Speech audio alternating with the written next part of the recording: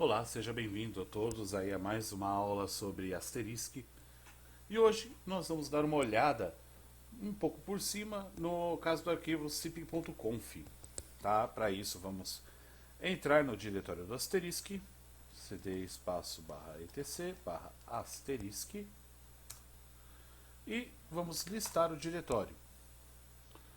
Aqui dentro nós temos aí todos os arquivos .conf necessários para rodar o Asterisk, seguindo aí a ordem, né, no caso RS, e aqui está o cp.conf. Ele é responsável basicamente por toda a nossa conexão CIP, ou seja, todos os arquivos CIP ficariam alocados nele. Isso, no caso, inclui ramais e entroncamentos. E também as interligações entre troncos ou entre PABX. Tá? No caso aí a gente pode interligar um asterisk a outro para fazer com que nós tramitemos aí ligações, mas isso aí é uma configuração um pouco mais avançada que a gente vai ver em aulas futuras, com certeza. Então, vamos dar uma olhada primeiramente aí no nosso arquivo cip.conf.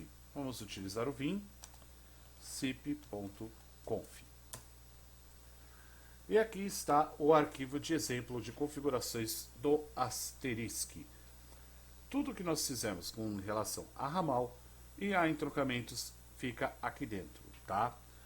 Então aqui a gente vai dar uma olhadinha meio que por cima. O arquivo é bem longo, tá? Ele tem aí por volta de umas 1200 linhas. E para quesito de curiosidade e para que vocês, logicamente, possam opinar sobre aulas futuras, eu vou mostrar aqui para vocês um outro editor de texto. No caso, vamos sair aqui do Vim e vamos utilizar o editor de texto chamado Nano. O Nano, ele é um outro tipo de forma, o Nano, ele é um outro tipo de arquivo de texto que nós podemos. O Nano, ele é um outro editor de texto no Linux que tem uma dinâmica totalmente diferente do VI. Então vamos nano cp.conf.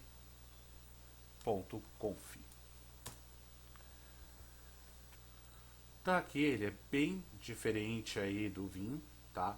Em questão de forma de visualização e também aí de seus comandos. Vocês podem olhar aí um pouco mais abaixo que vocês têm ajuda, sair, gravar, justificar, ler arquivo, onde está e as outras demais opções que acompanham aí o arquivo ou o editor de arquivos. Eu falei para vocês aí que o CIP tinha aí um pouco mais de 1200 linhas, né? Aqui no Nano ele mostra quantas linhas nós temos. Olha aqui embaixo, 1425 linhas, ou seja, o total de linhas que tem o nosso arquivo cip.conf. Aqui nós temos as opções de gravar, sair, todas elas utilizadas pela tecla Ctrl ou acessadas por ela. Então, aqui, se eu digitar, por exemplo, Ctrl O, eu vou gravar o arquivo, ou seja, eu vou escrever em cima dele. Se eu quiser ver o arquivo de ajuda do Nano, eu só preciso clicar em Ctrl G. Se eu quiser sair do arquivo, que é o que nós vamos fazer agora, eu dou um Ctrl X. Na hora que eu digitei, ele criou aqui um finalzinho de colchete. Erro de digitação normal, tá? Mas se você editar o arquivo sem salvá-lo, ele vai aparecer essa opção: salvar o buffer modificado, responder não irá destruir as modificações. Então eu vou na tecla N não e vamos ver agora o nosso cip.conf um pouquinho mais a fundo. Não vou me aprofundar tanto, porque querendo ou não, o arquivo é muito grande e a aula ficaria muito estendida. Então a gente vai pegar aqui um conceito básico do cip.conf. Caso vocês queiram em aulas futuras que eu utilize o Nano para que seja editado os arquivos, se vocês acreditam que seja mais fácil, tudo bem, não tem problema, eu utilizo o Nano. Se vocês acharem que utilizando o Vim ou o VI está bom, eu continuo utilizando ele, tá? Tudo para facilitar a aula para vocês, tá ok? Eu vou utilizar o Vim por enquanto, porque foi a forma qual eu fui instruído, na forma que me ensinaram, então eu estou passando para vocês da mesma forma, tá ok? Então, vamos lá. Vim cip.conf. E vamos dar uma olhada aqui na nossa configuração cip do Asterisk. Para que vocês tenham entendido bem agora essa parte, é preciso que vocês tenham um pouco de conhecimento em inglês, pelo menos para traduzir os arquivos de configuração do Linux e também para entender os arquivos de configuração do próprio Asterisk. Para alguns, fica mais fácil procurar na web a questão do arquivo já traduzido, tá ok? Vai mudar alguma coisa? Não vai mudar nada, por quê? Porque essas linhas onde ele fala sobre as configurações estão comentadas, tá? Em alguns arquivos, como eu citei em aulas anteriores, a gente tem o ponto e vírgula, ou então o tralha ou hashtag, como vocês preferirem, tá? Dependendo do arquivo que você utiliza, ele tem essas duas formas de comentar ou não o arquivo, tá? Então, aqui, qualquer modificação que eu fizer vai influenciar diretamente no meu arquivo cip. Ou seja, vai influenciar como o meu ramal ou como o Asterisk vai interpretar ele. Aqui, eu acho bem interessante mostrar para vocês que existem os comandos de CLI, que são os comandos que nós damos no console do Asterisk. Aqui está, por exemplo, o cip show peers, que vai mostrar todos os peers, incluindo friends, que é uma coisa que eu vou falar para vocês daqui a pouco. Cip show registry, que vai mostrar os status dos cips que estão registrados. Se eu quiser debugar o cip, se eu quiser debugar o peer, o ramal ou o entroncamento, eu posso utilizar este comando, cip debug on. E aí, no caso, eu posso escolher qual é o peer, qual que é o tipo de tronco, o ramal que eu vou querer verificar, ou se eu quero fazer para todos, que no caso aqui cip set debug on. Cip reload, onde ele vai recarregar o arquivo de configuração, e o cip show settings, que vai mostrar as configurações de cada canal, ou seja, as configurações do arquivo cip em si, tá?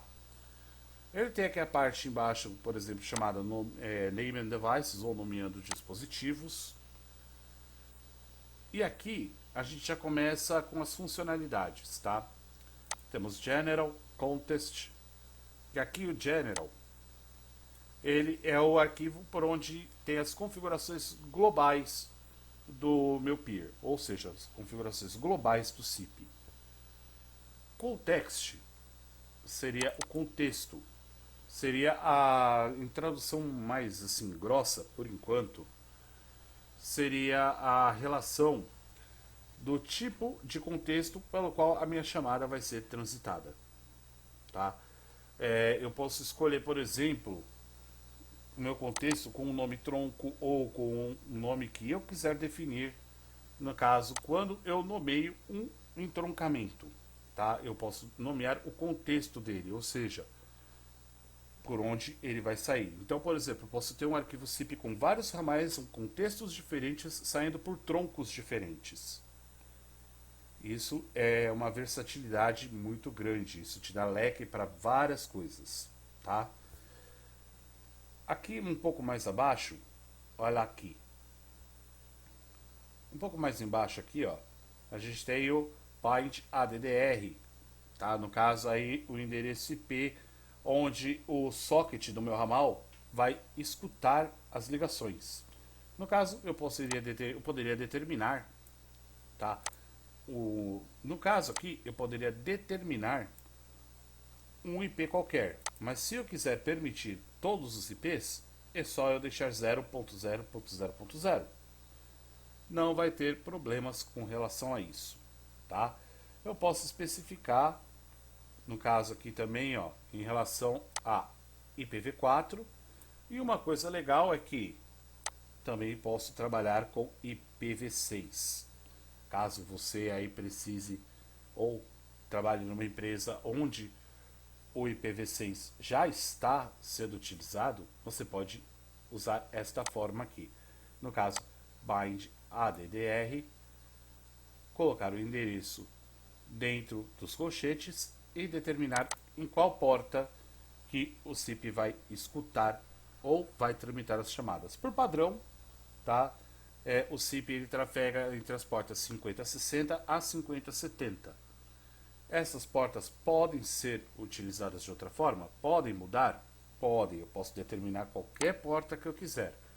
Mas no Asterisk, esse é o padrão. Aqui, caso se eu quiser desabilitar o UDP e fazer com que transite chamadas pelo TCP. No caso aqui, o Asterisk trabalha com UDP. Tanto até que ele está listado aqui embaixo, ó, transporte UDP. Todo o tráfego de rede que eu utilizo é pelo UDP, mas não impede que eu possa trabalhar com TCP, se eu quiser que ele seja habilitado desta forma. Tá ok? Aqui um pouco mais abaixo eu tenho os codecs de áudio, no caso os qualifies. Se eu quiser, por exemplo, uma caixa postal. Aqui um pouco mais abaixo nós temos as configurações de NAT, caso eu queira também natear o meu ramal. Se eu quiser, por exemplo, colocar ele atrás de um outro servidor, por exemplo, ou até mesmo se eu quiser trabalhar de uma outra forma. Inclusive, o suporte a fax. Tem empresas ainda hoje em dia que utilizam aparelhos de fax analógico e o Asterisk faz essa ponte através do protocolo T38. No caso aqui temos as formas de configurar ele, tá? E aqui alguns exemplos: Fax Detect S, CNG, T38. E no caso aqui também a questão de registros externos no SIP, que algumas empresas trabalham com DNS, outras empresas trabalham com o registro do SIP já em outra plataforma, tá ok? Então temos aqui a forma que nós podemos utilizar para registro do meu SIP, caso queira fazer um registro externo ao invés de interno, tá ok? Com essas configurações aqui, já é mais para entroncamento, já é algo um pouco mais avançado. Então eu vou sair aqui do arquivo. E o que eu vou fazer? Eu vou customizar o meu SIP. Nós vamos criar dois ramais, no caso um número 2000 e um número 3000. Para quê? Para que na próxima aula possamos registrar esses ramais, utilizando aqui no caso softphones. Vocês vão ver como é que se utiliza o softphone dentro do Asterisk, e faremos uma ligação de ramal para ramal para que vocês vejam como que o dial plan se comporta. Então, vamos criar o nosso sip.conf, mas primeiro vamos salvar o arquivo original. Então está aqui o comandinho cp, vamos dar o nome do arquivo, sip.conf, e vamos renomeá-lo. Por quê? Porque nós estamos dentro do mesmo diretório onde queremos salvar esse arquivo. Caso eu quisesse, por exemplo, salvar ele dentro da pasta tmp, eu teria que dar o caminho absoluto dele. Por exemplo, /tmp / o nome do arquivo, ou qualquer outra pasta aqui, ou diretório no caso, que eu queira que o arquivo seja alocado. Como aqui nós vamos salvar ele dentro do mesmo diretório, eu não preciso especificar caminho nenhum, só o nome do novo arquivo. Então sip.conf.old. Eu poderia colocar também .bkp. Aqui vai dar preferência de cada um. Eu coloco .old, que é o arquivo antigo. Perfeito. Vamos confirmar. Está aqui, sip.conf.old. E o que eu vou fazer agora? Eu vou apagar o meu arquivo sip.conf. Eu poderia muito bem deletar ele e criar um novo do zero. Mas aqui não há necessidade, o arquivo já está criado. O que eu preciso fazer é apenas limpar as linhas dele e fazer as minhas configurações por cima. Então para isso eu vou dar o sinal de maior e dar o nome do arquivo, sip.conf. E pronto. Se eu for editar ele agora, vim cp.conf, o arquivo está vazio. Então, vamos começar a customizar o nosso arquivo. Tecla I para inserção e vamos abrir colchetes. General, como eu falei lá para vocês, nós vamos primeiramente trabalhar com as configurações globais do CIP. Sem esse General em colchetes, o CIP praticamente não funciona, tá? Então, vamos dar um espaço de uma linha aqui e vamos começar com algumas configurações básicas, baseado no que a gente viu agora há pouco. Então, primeiramente, qual que é o transporte do meu arquivo CIP? Transporte igual a UDP. Então, eu não vou utilizar o protocolo TCP para isso, eu vou usar o protocolo UDP, que é o padrão. Find addr igual a 0.0.0.0. Perfeito? Aqui eu uso em qualquer IP. NAT, eu vou precisar de NAT? Se eu quiser mascarar o meu IP, sim, é uma questão de segurança, uma camada a mais de segurança. Só que eu tenho duas opções. Eu posso colocar NAT geral para todos os ramais e para todos os entroncamentos, ou eu posso selecionar que tipo de NAT que eu vou querer colocar. Se eu quero um NAT global ou se eu quero um NAT para tronco ou para ramal. Nesse caso, eu vou colocar NAT igual a no. Por quê? Porque eu não quero que ele seja uma configuração global. Eu quero que ele seja selecionável de ramal para ramal. Então, só aqui eu já posso começar a configurar os meus ramais. Não vai interferir em nada. Eu já tenho praticamente o básico do que é necessário para que meu CIP funcione. Então aqui eu vou trabalhar com a configuração básica e à medida que formos evoluindo, nós vamos estar incrementando o nosso arquivo CIP. Tá ok? Então vamos criar o nosso primeiro ramal. Vamos abrir o colchetes, no caso eu sempre abro e fecho, é um costume já. Ramal 2000. Então aqui agora a gente vai ver um pouco mais daquelas configurações anteriormente já listadas no arquivo cip.conf. Primeiramente, que tipo de arquivo que ele vai ser, que tipo de ramal, na verdade, ele vai ser. Então aqui eu posso utilizar opções como user e peer, que são opções unilaterais. Mas como eu quero que o meu CIP trafegue tanto para dentro como para fora, eu vou utilizar o friend, que é bilateral. Agora, outra coisa que eu vou precisar aqui que é muito útil, que é o caso usuário e senha. Afinal de contas, nós não podemos configurar nada ou solicitar algum registro se eu não tiver um usuário e senha onde ele possa ser validado. Então vamos para username igual, que no caso o nome do usuário também vai ser o número do ramal. Só para facilitar, eu posso colocar qualquer nome de usuário aqui, tá? Mas eu estou facilitando. Secret, que no caso é a minha senha. Eu posso colocar letras e números. No caso, o Linux ele identifica letras maiúsculas de minúsculas. Então eu posso colocar aqui letras maiúsculas misturadas com minúsculas, no caso o comando alfanumérico, né? No caso aí uma senha alfanumérica, para ser mais exato.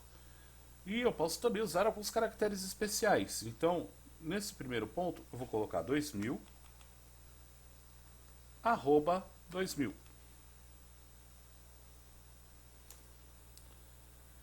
Agora aqui eu vou determinar o contexto, tá? No caso, o context igual a default. Por quê? Porque é o que eu tenho configurado no meu dial plan. Cada dial plan que eu crio pode ser ou não um contexto diferente, depende de quais opções que eu utilizo ou de quais opções são adicionadas no dial plan. No caso seriam aí basicamente como se fossem permissões de descagem, né, ou permissões de saída de chamadas. No caso, eu vou usar o contexto padrão, que é o que já tenho escrito no dial plan, coisa que nós vamos ver futuramente também. Agora, aqui eu vou determinar se eu vou querer ou não o NAT. Eu posso colocar nada, porque eu já tenho lá o NAT row como configuração global, ou eu posso colocar yes. Então aqui, se eu colocar o NAT yes, ele vai ter o NAT no para a configuração global, mas especificamente para o ramal 2000, ele vai estar habilitado. Então eu vou deixar dessa forma, eu vou deixar o NAT habilitado. Por quê? Porque nós vamos fazer chamadas externas. Então isso já é basicamente uma primeira camada de proteção. Outra coisa que eu também posso determinar aqui é o DTMF. O DTMF nada mais é do que o reconhecimento do dígito. No caso, como o asterisco vai identificar o que eu vou digitar, seja, por exemplo, para fazer uma transferência ou seja para fazer uma ligação externa. Ele vai identificar quais são os meus dígitos. Então, aqui eu vou colocar DTMF mode igual padrão da América do Sul, RFC 2833. Outra configuração aqui que é interessante é o meu Caller ID. É como o meu ramal vai binar para a pessoa que receberá a chamada. Então eu posso escolher que seja só o número do ramal, eu posso escolher que seja um nome específico. Então aqui no caso, Caller ID igual, eu posso colocar o número do ramal, espaço, entre um sinal de menor e maior, eu posso colocar um nome. Vamos colocar, por exemplo, Guilherme, um nome bem comum. Então, toda vez que eu chamar um ramal internamente ou que eu fizer uma ligação de saída, vai habilitar 2000 e o nome Guilherme. Isso a gente vai ver direitinho na próxima aula aí, que vocês vão achar bem interessante, tenho certeza. Outra coisa que eu vou determinar agora é o meu codec de saída de áudio. Todo o áudio que é transitado dentro do asterisco transita através de um codec. Esse codec, no caso, vamos utilizar aí o codec ULAU e o codec ALAU. Esse codec, ele já é o padrão do asterisco, inclusive está incluso no pacote de voz que nós baixamos. Quando fizemos a compilação do asterisco, ele baixou áudios justamente para esse codec. E no caso, os codecs, porque nós vamos utilizar o LAU e a LAU. São codecs pesados, aí eles têm aí até 64 kbps por chamada. Diferente, por exemplo, do codec que é um pouco mais leve, só que é pago, que é o codec G729, que carrega entre 8 kbps cada chamada. Então há uma diferença aí de peso nas ligações, mas a gente vai ver esses codecs um pouco mais a fundo. Eu vou mostrar para vocês como colocar o codec G729, como vai ser a qualidade da chamada por ele, e nós vamos ver tudo isso em detalhes mais adiante. Daqui no primeiro momento nós vamos colocar o codec ULAU e ALAU, ou como também é chamado, PCMA, PCMU, G711A, G711U. São as formas as quais esses codecs são chamados. Primeiro, eu vou desabilitar todos, por quê? Porque eu vou querer selecionar cada codec. Então, disallow igual AL. Então aqui eu desabilito todos os codecs e agora eu permito o codec que eu quero. No caso, allow igual a ULAU. E tenho também igual a GSM, codec para chamadas celulares. Outra coisa também, eu vou querer ver se o meu asterisco consegue ou não verificar o meu peer, ou seja, verificar se eu estou registrado, quantos milissegundos de registro eu tenho, se eu estou comendo muita banda ou não, tá? Porque o SIP, quanto mais alto em milissegundos estiver, pior vai ser a qualidade da chamada. Então eu preciso monitorar isso.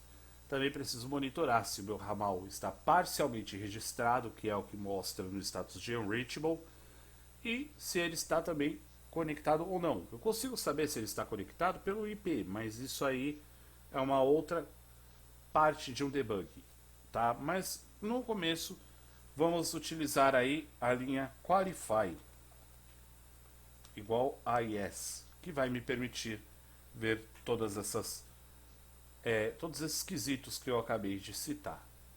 Com isso aqui, o meu ramal funciona tranquilamente, tá? Então eu vou criar agora o ramal 3000.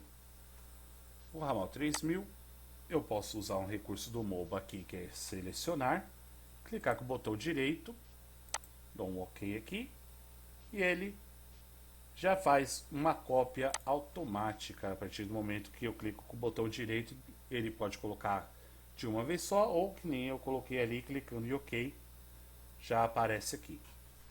Então agora eu vou só fazer algumas alterações, no caso aqui colocar ramal 3000, username também 3000, senha 3000@3000.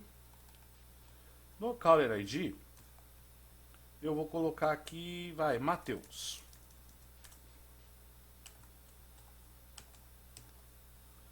E o resto continua da mesma forma. Até aqui, tudo perfeito, tudo bonitinho. Vamos salvar o arquivo e vamos entrar no console do Asterisk. Digito Asterisk e ele vai mostrar para mim o meu console. Pessoal, vai ter uma linha aqui que vai aparecer, que vai estar lá, Permission Denied, que é o que? É uma aula futura que eu estou preparando para vocês, que é a relação aí de Asterisk e banco de dados, né? Como o Asterisk e o banco de dados se correlacionam. Então, se aparecer aqui uma linha de Permission Denied, não se preocupem, não é um erro do Asterisk, não é um erro relacionado à aula de agora. Então, agora o que nós precisamos fazer, tá? Vamos recarregar o nosso arquivo zip. Por quê? Porque quando nós iniciamos lá o PBX, quando ele inicia, ele já carrega o arquivo zip.conf. Só que ele está lendo aquele lá, o completo.